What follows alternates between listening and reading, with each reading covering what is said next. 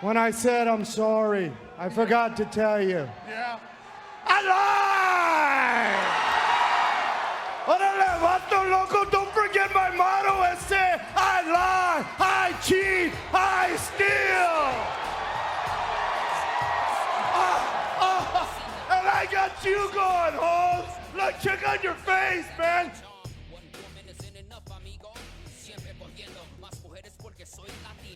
Before I go any further into this video, just note that if you don't like pro wrestling, and if this isn't your cup of tea, in the words of the villain from Sam Raimi's Spider-Man trilogy, Just give me a chance. Just give me a chance. the year was 2005. This was the ruthless aggression era out of both Raw and Smackdown in the WWE. But our story does not take place on the Raw brand. Oh no, it takes place in the so-called B show, which really was the A show back then, and that was the Smackdown brand.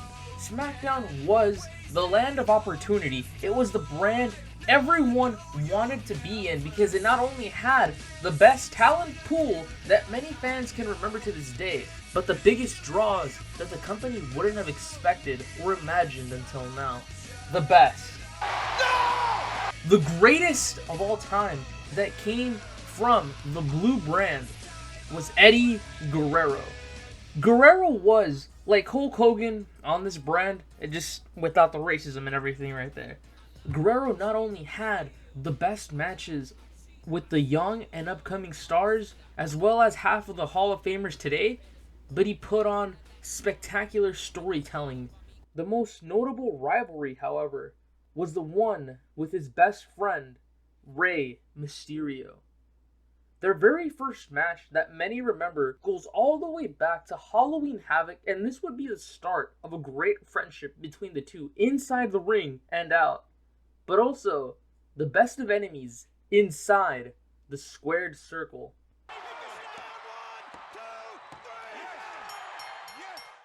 What would start as a friendly rivalry would later turn into one of the most must-watch rivalries to date. This was also due to the soap opera story factored in for the storytelling, and it really did pay off thanks to both of these wrestlers putting on great main events. Part of this story begins around their friendly rivalry, as I stated earlier, but many hardcore fans would notice around WrestleMania 21 as seeds were being planted here thanks to the actions of Eddie Guerrero.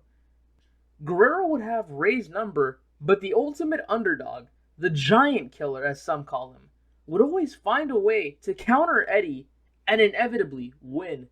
Mr. Lie, Cheat, and Steal couldn't take the loss after loss after loss to his friend Rey, and at one point, he snapped.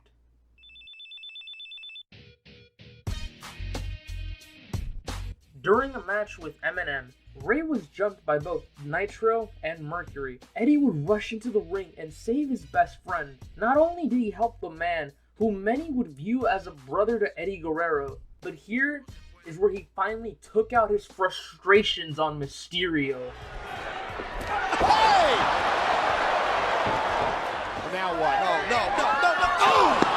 Mysterio torpedoed.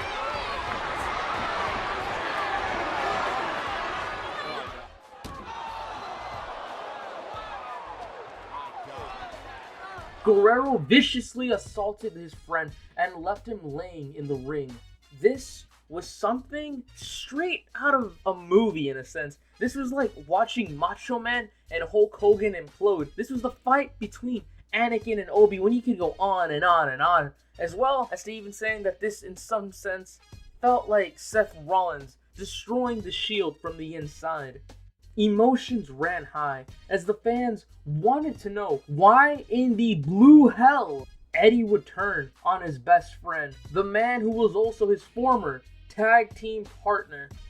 It was then later on where Eddie would give an answer and made his intentions known. He hated Rey and he wanted to expose a family secret between the two.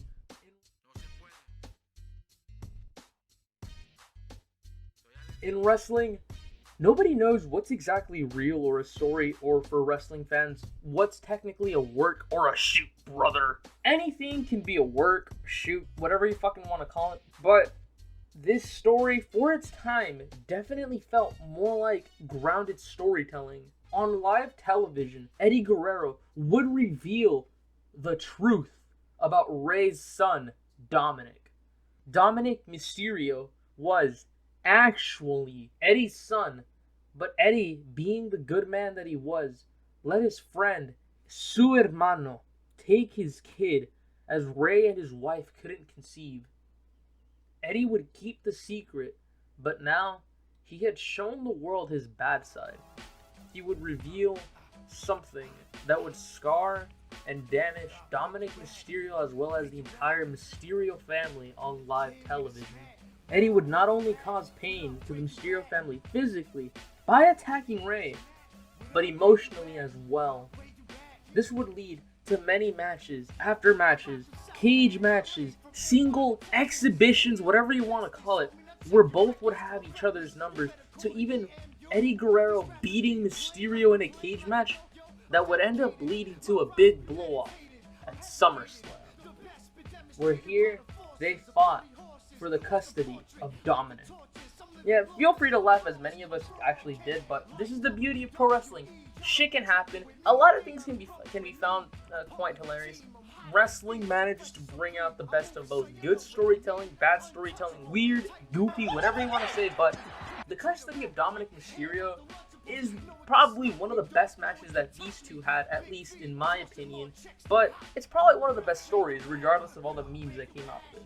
And one of the other reasons being why this match actually worked is because you have two of the best workers. You have Eddie Guerrero, the best character, the best wrestler in the world that could wrestle a fucking broomstick if he wanted to, like Kenny Omega, but make it look 10 times better. And you had Rey Mysterio, the ultimate underdog, going toe to toe. These two could put on a classic, no matter what they did, where it was. Their stories were always going to be treasured. There were many good high spots from both, including the ladders being used to add more destruction into the match. Eddie had this match won until his wife Vicky interfered. She knew that this was not only wrong, but that this wouldn't be good. Eddie yelled at her to get to the back, but being the good soul she was, she stayed and made the best choice for Rey's family. Vicky pushed the ladder, causing Eddie to cling onto the case, holding Dominic's papers, but because he had no support system, he fell. Rey looked on to Vicky. He looked both happy and emotional as she helped him. Rey climbed up the ladder, and suddenly Eddie tried to get up, but Vicky held him down, giving Rey the edge to win the custody of Dominic Mysterio. And before you guys give me a fucking pile driver or clothesline my ass to hell for showing a villain loser not following the trend right, hear me out. I wanted to do something different. Much like pro wrestling is being about either changing the culture or adapting to your surroundings, I wanted to show the build-up of the feud and the payoff. I wanted to show somewhat of Eddie's character, Mr. Lie, Cheat, and Steal, the legend that he was, in one of my favorite matches against another one of my favorite wrestlers from that time period, and still today. This is pro wrestling.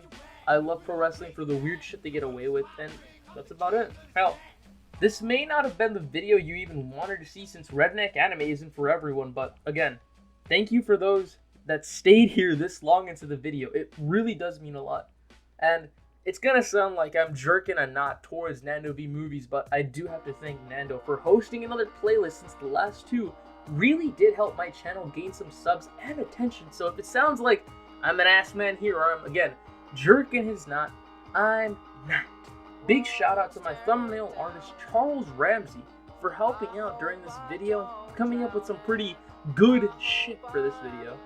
This has been That Guy Frankie, yours truly. Didn't even get my crown and wanted to show